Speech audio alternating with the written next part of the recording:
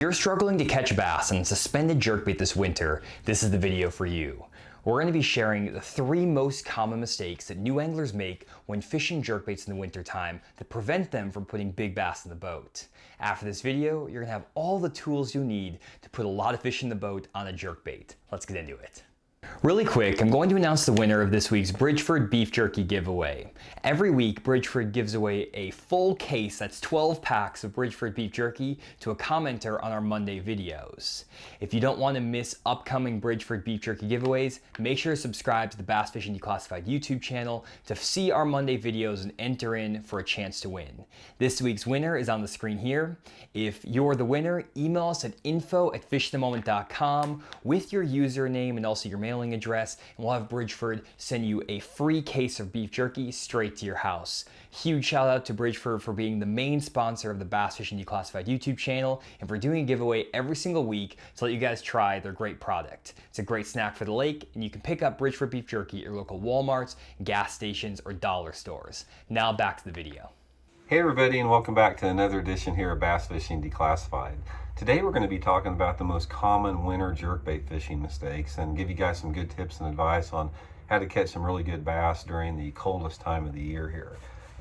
We're going to focus pretty much on 2 different elements. We're going to focus on the rod and the bait. This is the main thing when you're talking about jerkbait fishing mistakes, because right off the bat, I'll tell you guys, I think the biggest mistake most anglers make during the winter time with a jerkbait is they use too big of a jerkbait. I like a finesse jerkbait in the winter time, and my favorite is this Megabass X Nanohan +1. This is a finessey little jerkbait. It's only about 2.5 to 3 inches long. It's got a deep lip on it, and it'll run probably close to 8 to 10 feet deep on 6-pound test line, which we'll talk about a little bit before. Now, the main thing, guys, is in the wintertime, during the coldest time of the year, bass are not aggressive. They don't need big meals, or metabolisms are slow, and they like smaller baits. You'll find in the wintertime, not just with jerk baits, but any bait in particular, they like a little bit smaller downsize. That's why your finesse jigs, small spoons, Ned rigs, that type of stuff works good. It's the same with the jerk bait. So the first thing I do, downsize to this X Nanohan +1. This is going to not only get me the right profile and size, but it's also going to get me down in that depth range of that 8 to 10 feet that those fish live in the winter time of the year. And the color patterns, guys, just depends. Just a foundation. If it's sunny and windy, I like the metallic finishes like this. If it's sunny with not much wind, I like the translucent finishes. And on a cloudy day, I like the flat or the matte finishes on the X Nanohan +1. Now, the next thing is the rod setup. This is really important, guys. I use the Megabass Oroshi whip snake model. This is a 6-foot, 11-inch rod. It has a medium tip on it and a fairly stiff butt section. And a spinning rod is key for catching bass in the wintertime on these little finessey jerk baits, because I use a 6-pound test Seagar and VizX line. Gives me a long cast with it, gives me good feel.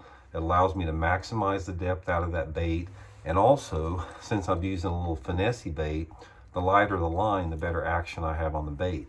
But the spinning rod allows you to not only make a longer cast, but it allows you to finesse the bait out, because once that bait is down in its deepest part, you don't want to jerk it like jerk pause like a normal jerk bait. You want to get it to its deepest point and just make little subtle twitches like that and pull it a little bit.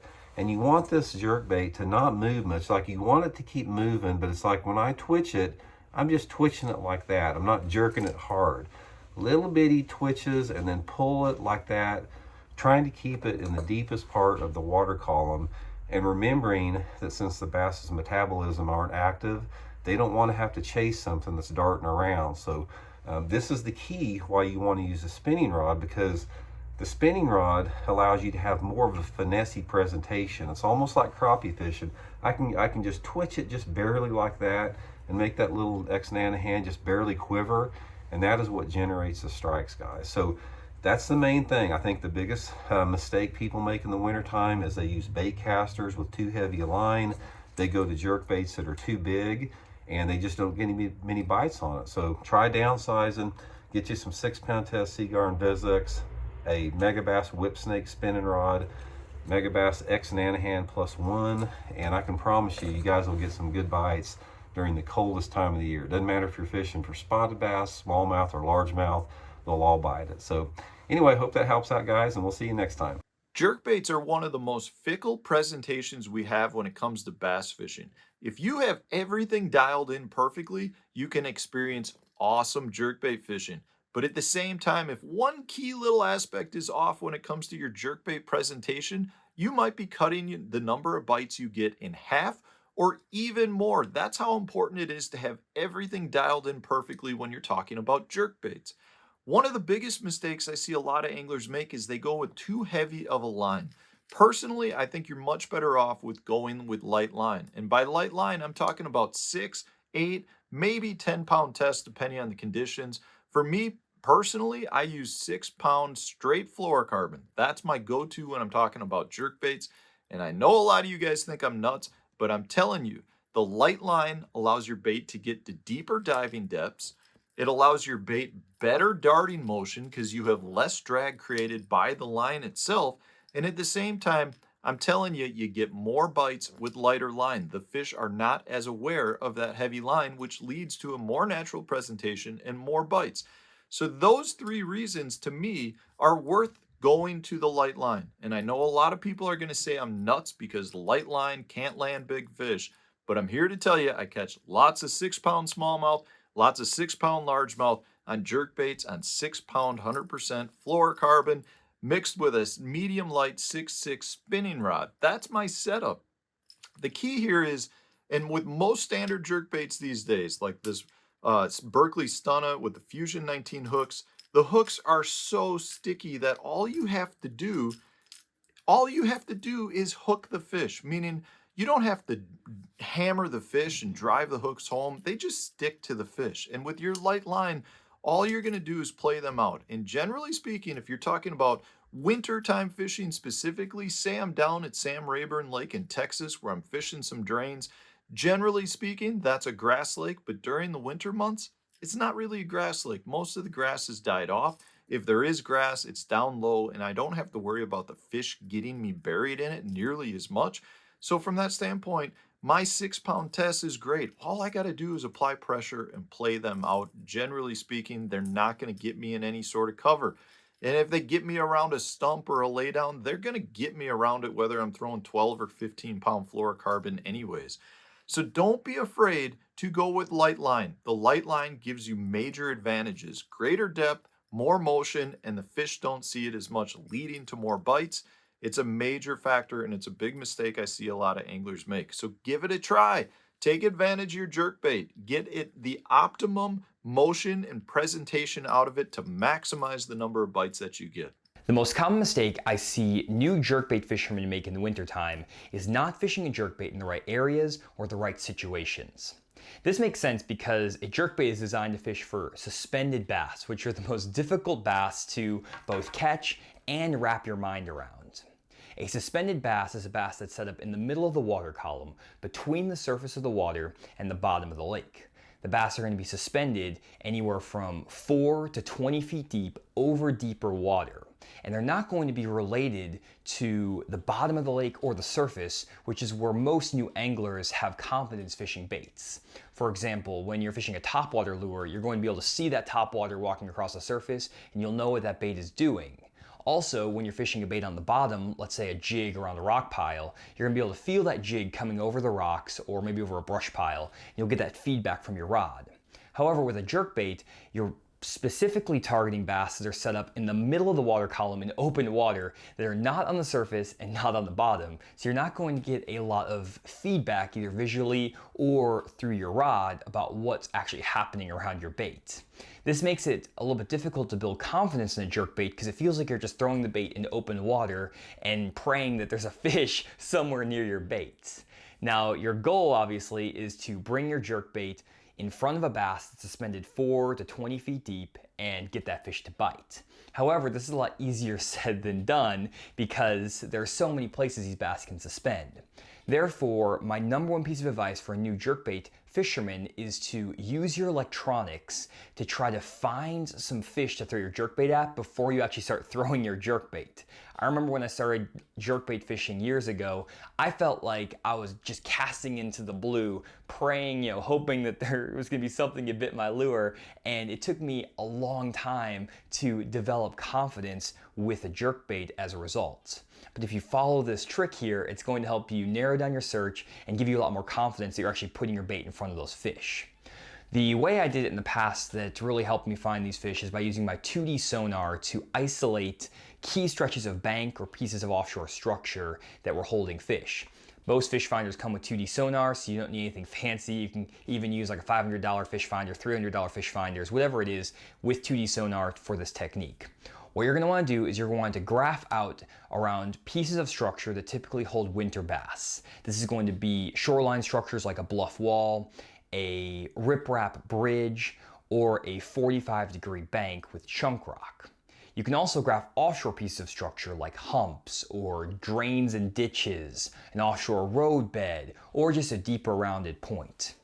Regardless of the type of structure you're graphing, the key is to look for bass that are suspended 4 to 15 feet deep on your 2D sonar that are not super tight to the bottom and not super tight to the surface.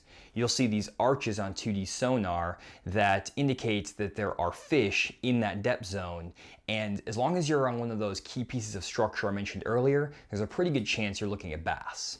Now, if the bass are positioned really tight to the bottom, you're better off not throwing the jerkbait at all and instead throwing a bait like a football jig, Carolina rig, Ned rig, something like that, that will work on the bottom because those bass are positioned on the bottom. Also, if the bass are positioned really high in the water column, let's say 1 to 2 feet from the surface, you can actually throw a topwater. A lot of you guys don't throw topwaters in the winter time, but I've caught some really big fish on Lake Washita in 50-degree water temperatures in February, fishing a topwater, literally like 49, 50-degree water temperatures, and the bass are suspended super high, and they'll come up and eat a topwater bait in the middle of the winter. The bass don't care that it's cold outside, and if they're positioned super high up, it doesn't really matter if you're throwing a jerkbait, a crankbait, a topwater, they're gonna go and eat it, and the topwater is one of the best ways to trigger them to bite. So again, you don't want fish that are too close to the surface or too close to the bottom. Look for those bass that are suspended 4 to 15 feet down in the water column. Then you're gonna pick up a suspending jerkbait that matches that depth range. If the bass are suspended in 10 feet of water, for example, I'm gonna go to a Megabass Vision 1 10+1 jerkbait. I'm gonna work that bait down to depth, twitch it a few times, and then let that bait pause and suspend in front of those fish. When bass are suspended, they're not super active and aggressive, and that's why you want to have a nice, high-quality spinning jerkbait that will actually sit in place when you stop it, and then when you twitch that bait after a 4, 5, 6 second pause, or even like a 45-second pause like I talked about in one of our past videos, you're going to trigger a reaction strike from those inactive bass and get them to bite. If your bait's not around bass though, you're really gonna struggle to catch those fish. So the number one key is seeing those bass with your electronics before you actually start fishing for them. Another place you can find bass with your electronics is by graphing over offshore pieces of cover like a road bed, a brush pile, or a rock pile. A lot of times those bass will be set up close to those pieces of structure and cover and will be so close to the brush pile or the rock pile that it's better to throw a jig or a Carolina rig or something like that. But if the bass are suspended 3 or 4 feet above the brush pile or the rock pile, those fish are also very susceptible to a jerkbait, and you'll know exactly where they're going to be because you can fish that exact brush pile. Now, the key with all of this is you want to get that bait into the level of the fish and around the same depth range as them. So you're gonna have to experiment with different jerkbaits, different line combinations, things like that. Maybe a shallower diving jerkbait, a deeper diving jerkbait, whatever it is, to get that bait to the depth of those fish. Also, if you have Garmin Live Scope, which not everyone has, but if you're fortunate enough to have that, you can also just live scope in front of these same areas I talked about, see the fish suspended on the graph, cast over to them, work the jerkbait in front of those fish and catch them. It's a little bit easier than my old school method of using 2D sonar, but both are very effective, and it will make sure that you're fishing your bait around fish and not just casting in the middle of nowhere and hoping that those fish are there. So this is my number one tip I can give you as a new jerkbait fisherman.